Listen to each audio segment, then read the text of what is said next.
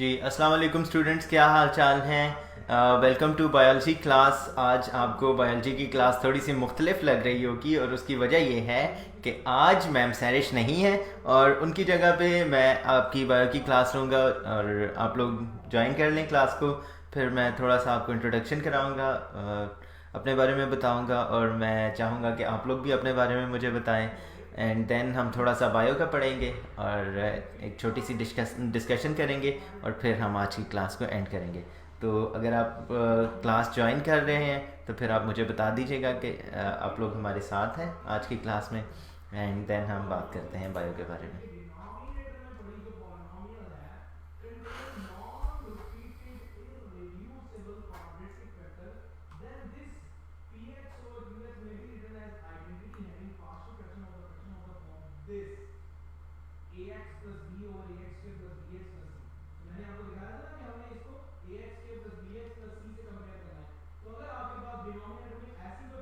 जी बच्चों, मैं वेट कर रहा हूँ। अगर आप क्लास में आ गए हैं, आपने ज्वाइन कर लिया है तो मुझे बता दें ताकि फिर हम आज के लेक्चर को कंटिन्यू कर सकें।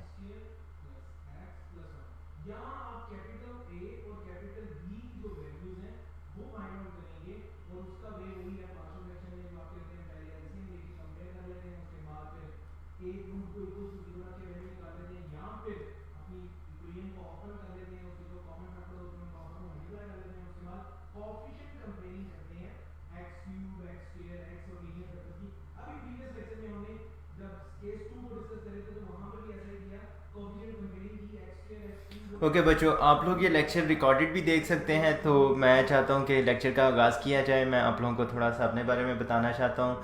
मेरा नाम अदनान शौकत है और मैं एडकासा में बायोलॉजी पढ़ाता हूँ। लेकिन हाँ, एडकासा में हम लोग फर्स्ट ईयर सेकेंड ईयर के साथ साथ मैट्रिक भी पढ़ाते हैं। तो मैं मैट्रिक की क्लासेस को यानी 9th या 10th की क्लासेस को बायोलॉजी पढ़ा रहा हूँ आजकल। तो इसके अलावा मैं आपको थोड़ा सा बताता चलूँ कि लाहौर में एक यूनिवर्सिटी है FC कॉलेज। मैंने वहाँ से अपनी एजुकेशन कंप्लीट की है और एजुकेशन के साथ साथ मुझे स्पोर्ट्स का बहुत ज़्यादा शौक़ है। तो मैं खेलों में भी काफ़ी इन्वॉल्व रहता हूँ। आप लोग भी मुझे बताइएगा जब आप ये क्लास देखें, अगर आप किसी खेल में इन्वॉल्व हैं या आपको कुछ गेम्स खेलना पसंद है तो मुझे आप लोग ज़रूर बताइएगा।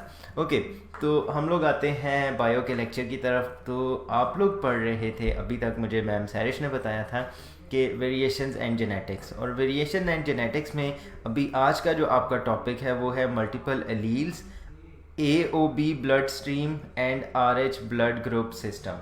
तो आज आपको इस पूरे टॉपिक को पढ़ने के लिए जो मेन चीज़ है, जो मेन दो एलिमेंट्स हैं जिनको समझना बहुत ज़रूरी है, आज मैं उनका थोड़ा सा इंट्रोडक्शन दे दूंगा और उसके बाद फिर जब मैम सैरिश आएंगी तो वो आपको डिटेल में बता देंगी। एक चीज़ आप याद रखिएगा कि मैम सैरिश छुट्टी पे हैं और मंडे को वो आएंगी और वो क्लास में आप लोगों के साथ होगी। तो आपके कोई भी क्वेश्चंस हैं आप मुझे अभी पूछ सकेंगे कि क्लास में, और उसके साथ साथ आप अपने पास लिख सकते हैं या हमें मैसेज कर सकते हैं, तो मैम सैरिश उसका आंसर कर देगी आपको मंडे को। ओके, तो जेनेटिक्स में जैसा कि मुझे पता है अभी तक आप काफ़ी चीज़ें कवर कर चुके हैं, जिनमें आपको जीन्स के बारे में पता है, एलील्स के बारे में पता है, फिर जीन पूल के बारे में भी पता है, उसके बाद मेंडल्स लॉ ऑफ इनहेरिटेंस आपने पढ़ा हुआ है।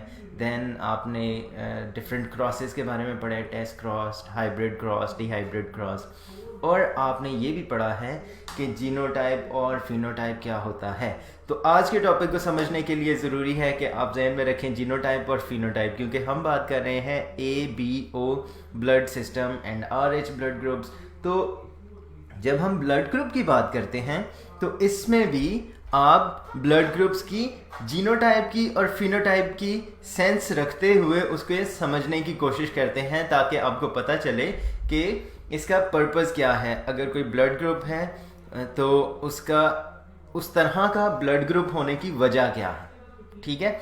और उसके साथ साथ मेनली हमारा होगा कि दो तरह के ब्लड ग्रुप्स को मिक्स होना, इस चीज़ को हम आज समझने की कोशिश करेंगे। तो ब्लड ग्रुप्स के बारे में बात करते हुए मैं आपसे पूछना चाहता हूँ कि क्या कभी आपने ब्लड डोनेट किया है या कभी सुना है कि किसी ने ब्लड किसी और को डोनेट किया हो? तो ये सोचते हुए कभी जहन में आपकी ये क्वेश्चन है कि कैसे किसी का ब्लड किसी और के ब्लड बॉडी में जा सकता है और दे आर फाइन, उनको कोई मसला नहीं होता। या फिर कई दफ़ा आपने ये सुना होगा कि ब्लड ग्रुप मैच नहीं किया और इस वजह से ये शख्स किसी मरीज़ को खून अतिया नहीं कर सकता।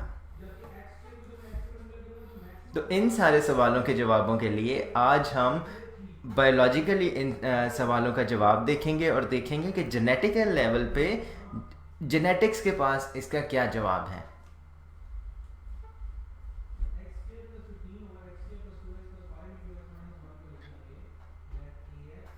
तो जब ब्लड ग्रुप्स के बारे में हम बात करते हैं तो इसका हम हल्का छोटा सा इसका इंट्रोडक्शन देख लेते हैं कि ABO ये ब्लड सिस्टम है, ये डिस्कवर कब हुआ और किसने डिस्कवर किया, तो ये इसको पढ़ लेते हैं। ABO blood group system discovered by Karl Landsteiner in 1901, यानी 1901 में कैरल लैंडस्टेनर एक साइंसदान थे जिन्होंने ये सिस्टम दरियाफ्त किया, ABO ब्लड सिस्टम। इसको अब हम डिटेल में देखते हैं ABO ब्लड सिस्टम क्या है और ये इसका नाम ये क्यों है। इसके साथ साथ this system has 4 different phenotype. Phenotype का आपको पता होगा, यानी फिजिकल अपीयरेंस को हम कहते हैं जेनेटिक्स में phenotype. On the basis of specific antigen on RBC। RBC stands for red blood cells और एंटीजन के बारे में हम चंद मिनटों में बात करते हैं कि एंटीजन क्या होते हैं। Okay, ABO encoded by a single polymeric gene I on chromosome 9। तो अगर आप क्रोमोसोम लेवल पे देखेंगे तो क्रोमोसोम 9 जो होता है उस पे ये एक I जीन अटैच होता है, जिसकी वजह से AOB ब्लड ग्रुप जो है उसको उसकी सिग्निफिकेंस है या फिर उसका पता चलता है। तो इट हैज़ मल्टीपल अलील्स, उसमें IA है, IB है और I जो रिसेसिव अलील हमें नज़र आ रहा है उसके ऊपर इसका कोई भी अलील नहीं है। ठीक है, तो अभी तक हमने बात की है AOB ब्लड ग्रुप के बारे में या ब्लड सिस्टम के बारे में, और ये रिलेटेड है 9th क्रोमोसोम के साथ।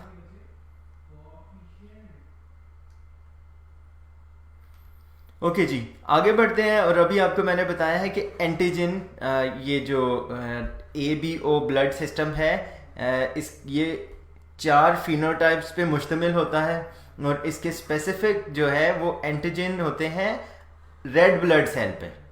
तो एंटीजन्स के बारे में हम बात करते हैं कि एंटीजन क्या होते हैं।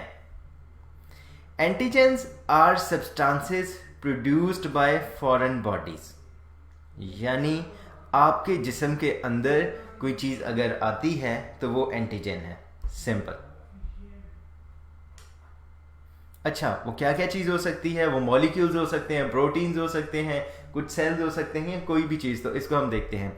They may be proteins, carbohydrates, nucleic acids और लिपिड्स। तो ये चीज़ें हो सकती हैं, ये फॉरेन एजेंट्स या फॉरेन बॉडीज हो सकती हैं जो एंटीजेंस प्रोड्यूस करती हैं या इनसे एंटीजेंस प्रोड्यूस होते हैं। They trigger the formation of antibodies. अब ये भी एक चीज़ है आपने याद रखनी है कि एंटीबॉडीज के बारे में भी हम कुछ ही मिनटों में बात करेंगे। तो जो एंटीजेंस है ये कुछ फॉरेन बॉडीज होती हैं, यानी बैरूनी बॉडीज या बैरूनी मॉलिक्यूल्स होते हैं जो आपकी बॉडी में प्रोड्यूस होते हैं या आपकी बॉडी में आते हैं। ये प्रोटीन हो सकते हैं, कार्बोडाइऑक्साइड हो सकते, कार्बोहाइड्रेट्स हो सकते हैं, न्यूक्लिक एसिड या लिपिड हो सकते हैं। अब एंटीजेंस जब आपकी बॉडी में आते हैं तो ये एंटीबॉडीज प्रोड्यूस करते हैं। Thus, any foreign substance which can stimulate the immune system of our body is antigen। इसका मतलब ये है कि कोई भी ऐसा सब्सटेंस यानी फॉरेन सब्सटेंस, बैरूनी सब्सटेंस जो हमारे इम्यून सिस्टम को एक्टिव करती है या उसको ट्रिगर करती है, दैट इज कॉल्ड एंटीजन। ठीक है, तो इसका मतलब ये है कि कोई भी बैरूनी चीज़ जब हमारी बॉडी में आ रही है और वो हमारे इम्यून सिस्टम जो हमारी कुव्वत मुदाखलत है उसको एक्टिवेट कर दे, तो दैट इज़ एंटीजेंस। ये बहुत सिंपल इसकी डेफिनेशन है, ये आपने याद रखनी है और आपके ज़हन में जब क्लास को देखते हुए कोई क्वेश्चन आएगा तो आप ज़रूर नेक्स्ट लेक्चर में पूछ सकते हैं।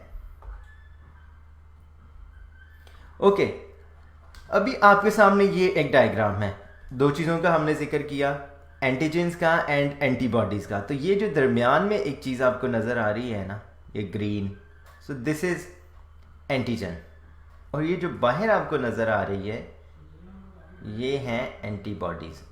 तो इसका फिनोटिपिक इसके जो अपेयरेंस है उसको सामने रखने के लिए, उसको समझने के लिए ये बड़ी क्लियर डायग्राम है और आप इसे जहन में रख सकते हैं।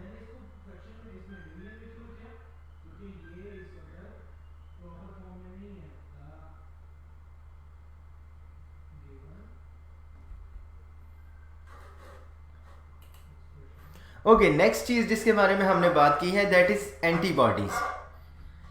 Antibody is a protein found in our body, यानी एंटीबॉडी भी हमारे जिस्म में ही होता है, ये प्रोटीन होता है जो हमारे जिस्म में होता है। Also known as immunoglobins, IG या फिर इम्यूनोग्लोबिन्स, ये हमारी बॉडी में प्रोटीन होता है जो इम्यूनोग्लोबिन्स के नाम से भी जाने जाते हैं। They are serum proteins, meaning they are usually found in blood and belong to clan of protein called gamma globins। यानी ये ऐसे प्रोटीन्स होते हैं जो हमारे खून में पाए जाते हैं और इनको अक्सर ये भी कहा जाता है कि ये गैमा ग्लोबिन्स हैं। सीरम प्रोटीन इसलिए कहा जाता है कि ये हमारे खून में पाए जाते हैं। ठीक है बच्चों, अब इसको आपने याद रखना है क्योंकि जब हम ब्लड ग्रुप को पढ़ते हैं या ABO ब्लड सिस्टम को पढ़ते हैं, उसके लिए बहुत ज़रूरी है कि हमें आइडिया हो एंटीजेंस क्या है एंड एंटीबॉडीज़ क्या है। जब आपको इन दोनों चीज़ों में फ़र्क पता चल जाएगा और आपको आपका कॉन्सेप्ट क्लियर हो जाएगा about antibodies and antigens, then you will be able to understand blood groups easily. तो एंटीबॉडीज़ के बारे में हमने पढ़ा है, इनको कहते हैं इम्यूनोग्लोबिन्स।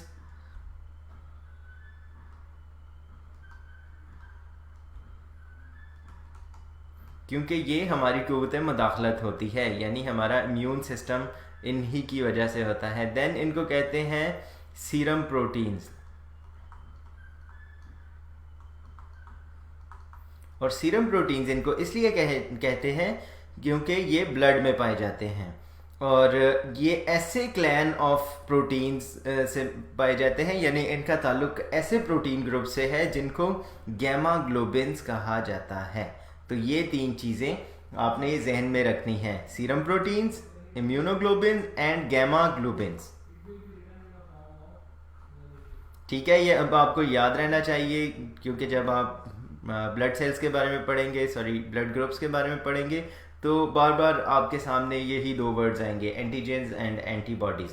तो एंटीजेंस के बारे में आपने याद रखना है कोई भी ऐसे एजेंट जो बैरूनी बाहर से हमारी बॉडी में आना चाहते हैं, तो इनके अंदर आने की वजह से एंटीबॉडीज़ जो हैं वो एक्टिव हो जाते हैं, और एंटीबॉडीज़ जो हैं they are immune system of our body. Antibodies के बारे में और पढ़ते हैं। This protein is produced in response to antigens, यानी अगर कोई एंटीजन हमारी बॉडी में आ रहा है तो ये जो प्रोटीन हमें नज़र आ रहे हैं एंटीबॉडीज़, ये इसके रद्द अमल में बन जाएंगे बॉडी में। ठीक है, ये आपने याद रखना है।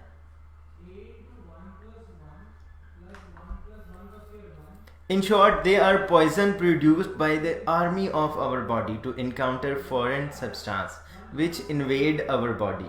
तो इन सारी बातों को पढ़ के हमें यही समझ आता है कि एंटीबॉडीज़ जो हैं ये क्या चीज़ है, ये एक आर्मी है हमारी बॉडी के अंदर पाई जाने वाली, और ये वो आर्मी है जो बाहर से कोई भी सब्सटेंस हमारी बॉडी में आ रहा है तो उसको चेक करती है या उसे रोकती है। अब हो सकता है कि वो सब्सटेंस हमारी बॉडी के लिए फ़ायदेमंद हो, लेकिन ये जो एंटीबॉडीज़ हैं ये एक चेक पॉइंट है, एक चेक पोस्ट है जो उन्हें रोक के चेक करती है कि इफ़ दीज पार्टिकल्स और if these substance are appropriate to enter in our body.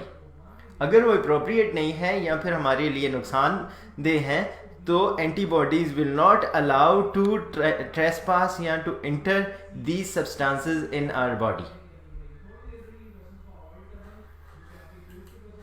तो यहाँ पे आपको एक विजुअल डिफरेंस नज़र आ सकता है एंटीबॉडीज़ के बारे में और एंटीजेन्स के बारे में, ठीक है। तो ये देखें, ये जो दरमियान में आपको सब्सटेंस नज़र आ रहा है, these are antigens, they are trying to enter in our body. और ये जो बाहर ब्लू वाला स्ट्रक्चर है, ये एंटीबॉडीज़ हैं, दरमियान में एंटीजेन्स। ये इसको मैं AG लिखता हूँ यहाँ पे, और ये इसको मैं लिखूंगा AB। AB stands for antibodies, AG stands for antigen. ठीक है बच्चों, ये अब आपने याद रखना है।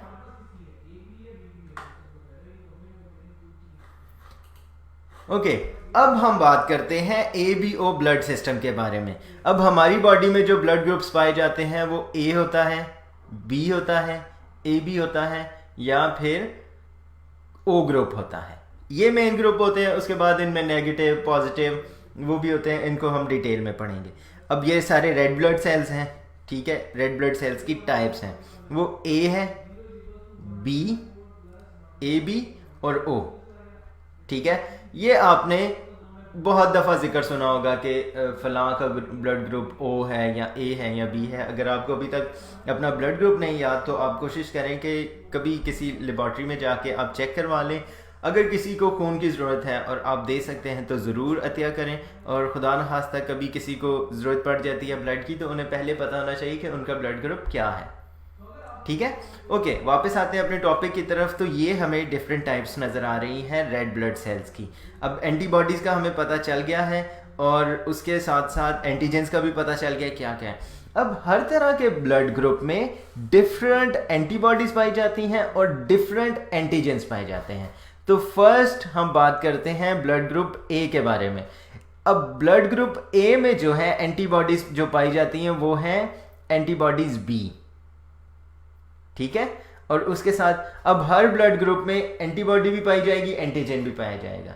अब एंटीजन जो A में है वो A एंटीजन है, लेकिन जो एंटीबॉडी है वो B है। इसका मतलब ये है कि अगर आपकी बॉडी में ब्लड ग्रुप A आ रहा है तो उस पे कौन सा एंटीजन होगा? A। लेकिन अगर जिस बॉडी में ब्लड A जा रहा है उस बॉडी का ब्लड B है, तो उसके अगेंस्ट कौन सा ब्लड जो एंटीबॉडी है एक्टिवेट होगा? B। तो इसका मतलब ये है कि A ब्लड को B ब्लड रोक रहा है बॉडी में इंटर होने से। Got it? तो एंटीबॉडी और एंटीजन का यही काम होता है। एंटीजन बैरूनी ब्लड बॉडी में आ रहा है, एंटीबॉडी अगर वो A ब्लड बॉडी में एक्सेप्टेबल नहीं तो एंटी B जो है इसे रोक लेगा, एंटीबॉडी B इसे रोक लेगा। इसी तरह बाकी ब्लड ग्रुप्स में हम देखते हैं, ब्लड ग्रुप B में इसके जो एंटीजन है जो बॉडी के अंदर जाएगा वो है B, लेकिन तो वो ब्लड जो है उस जिस्म में नहीं जा सकता। इसलिए इट्स इम्पॉर्टेंट कि अगर एंटीजन A है तो एंटीबॉडी भी A ही होना चाहिए। अगर डिफरेंट होगा तो ब्लड एक्सेप्टेबल नहीं होगा जिस्म के लिए, और उसके डिटेल में पढ़ेंगे कि उसके सर्कमस्टांसेस डिफरेंट होते हैं, उसके हमारी बॉडी पे क्या इफ़ेक्ट होते हैं, ये भी हम बाद में देखेंगे। ओके जी, नेक्स्ट हमारे पास है AB। अब AB में एंटीबॉडीज़ कोई नहीं है, ठीक है, और इसमें एंटीजन जो हैं वो A के हैं और B के हैं, यानी AB में ब्लड ग्रुप A भी जा सकता है, B भी जा सकता है, ठीक है। नेक्स्ट हमारे पास है O। अब ब्लड ग्रुप जो O है, ये एक कॉमन बात है, आपने अक्सर सुना होगा कि O ब्लड ग्रुप जो है दे आर यूनिवर्सल डोनर्स, ये किसी को भी खून दे सकते हैं। बाय द वे मेरा भी O ब्लड ग्रुप है, आप लोग भी अपना ज़रूर जानिएगा कि आपका ब्लड ग्रुप क्या है, ठीक है। तो इसमें हम देखते हैं कि इसमें एंटीबॉडीज़ जो हैं वो A भी हैं और B भी हैं, इसलिए। और एक और चीज़ जो इंटरेस्टिंग है, इसमें एंटीजेंस कोई नहीं है। तो O ब्लड जिस भी बॉडी में जाएगा उसके एंटीजेंस है ही नहीं है, तो एंटीबॉडीज़ जो हैं वो किसी चीज़ को रोकेंगी नहीं। हमने इधर इस स्लाइड में पढ़ा है ना कि एंटीजेंस जो हैं वो जब किसी जिस्म में दाखिल होते हैं तो उसका डिफेंस मैकेनिज्म ऑन हो जाता है, लेकिन O में तो कोई एंटीजन है ही नहीं, तो वो जब एंटीजन नहीं है तो ब्लड तो बॉडी में चला जाएगा, लेकिन कोई भी एंटीबॉडी इसके अगेंस्ट खड़ा नहीं होगा, तो इसलिए वो आराम से बॉडी में जा सकता है। तो ये एक इंट्रोडक्शन था एंटीजेंस के बारे में, एंटीबॉडीज़ के बारे में, और एक छोटा सा इंट्रोडक्शन था ए, बी और ओ ब्लड सिस्टम्स के बारे में। इसके साथ साथ ये कुछ एक कंपैरिजन चार्ट है जिससे आप देख सकते हैं एंटीजन के बारे में और एंटीबॉडी के बारे में। इसको भी गो थ्रू कर लेते हैं। आप जब ये रिकॉर्डेड क्लास देखें तो बताइएगा आपका कैसा एक्सपीरियंस था आज की क्लास के बारे में, और क्या ऐसी नई चीज़ थी जो आज आपने सीखी है। तो एंटीजेंस के बारे में पहले बात करते हैं, फिर एंटीबॉडीज़ के बारे में बात करते हैं और इनका एक कंपैरिजन देखते हैं। तो सबसे पहली चीज़ है overview. Substance that can include N immune response that is antigen, यानी एंटीजन जब किसी बॉडी में इंटर होगा तो इम्यून रिस्पॉन्स उसकी वजह से आएगा। ओके, नेक्स्ट है एंटीबॉडी। इसका ओवरव्यू देख लेते हैं। Protein that recognise and bind to antigen. तो मतलब ये है, अब हमें यहाँ पे ये फोटो नज़र आ रही है, एंटीजन ऐसा है, और एंटीजन जब किसी बॉडी में आता है तो उसे एंटीबॉडी अटैच हो जाता है। ठीक है, तो इसका मतलब ये है कि ये जो एंटीबॉडी इसे अटैच हो जाते हैं, इसको चेक किए बगैर अलाउ नहीं करते कि ये बॉडी में कोई चेंजेस ला सके। तो ये कह लें कि एक सिक्योरिटी सिस्टम है एंटीबॉडीज़ हमारे जिस्म का। ओके, नेक्स्ट अब हम इसका देखते हैं मॉलिक्यूल टाइप। और मॉलिक्यूल टाइप हमने पहले भी पढ़ा है। एंटीजन जो है वो यूजुअली तो प्रोटीन्स होते हैं, लेकिन ये पॉलीसेकेराइड्स या कार्बोहाइड्रेट्स या फिर ये लिपिड्स और न्यूक्लिक एसिड्स भी हो सकते हैं। और अगर दूसरी साइड पे हम देखें एंटीबॉडीज़ को, तो एंटीबॉडीज़ हमेशा प्रोटीन्स होते हैं। अब अगर हम इनके ओरिजिन की बात करें तो ओरिजिन में जो एंटीजेंस हैं ये किसी एक्सटर्नल बॉडी से हमारी बॉडी में आ रहे होते हैं, लेकिन जो एंटीबॉडीज़ हैं ये विद इन द सेल या विद इन द बॉडी होते हैं। ओके, नेक्स्ट है हमारे पास स्पेसिफिक बाइंडिंग साइट। एंटीजन की बाइंडिंग साइट क्या है और एंटीबॉडी की बाइंडिंग साइट क्या है। एपिटॉप और पैराटॉप, यहाँ पे इसको हम बाद में डिटेल में पढ़ेंगे कि इनका क्या मकसद है। एक्चुअली ये इनके ना अटैचिंग साइट होते हैं कि एंटीजन कहाँ पे अटैच हो रहा है और एंटीबॉडी कहाँ पे अटैच हो रहा है। एपिटॉप और पैराटॉप, इसको हम डिटेल में देखेंगे। और इसके साथ साथ इनकी फिनोटाइप भी हमें यहाँ पे नज़र आ रही है, यानी फिजिकल अपीयरेंस क्या होगी इनकी। तो एंटीजेंस जो हैं वो इस तरह के नज़र आते हैं और एंटीबॉडीज़ इस तरह के नज़र आते हैं। तो आज का लेक्चर इतना ही है, यहाँ पे हम लोग आज का लेक्चर ख़त्म करेंगे। अगर आपको कोई भी क्वेश्चन हो जब आप रिकॉर्डेड क्लास देखें तो ज़रूर बताइएगा। और मैम सैरिश जो है वो मंडे को आपके साथ होंगी और अपने क्वेश्चंस आप सेव कर लीजिएगा, वो आपको आपके क्वेश्चंस के आंसर दे देंगी। तो तब तक के लिए अल्लाह हाफ़िज़। आपसे इंशाल्लाह फिर कभी मुलाकात होगी। अपना ख्याल रखिएगा।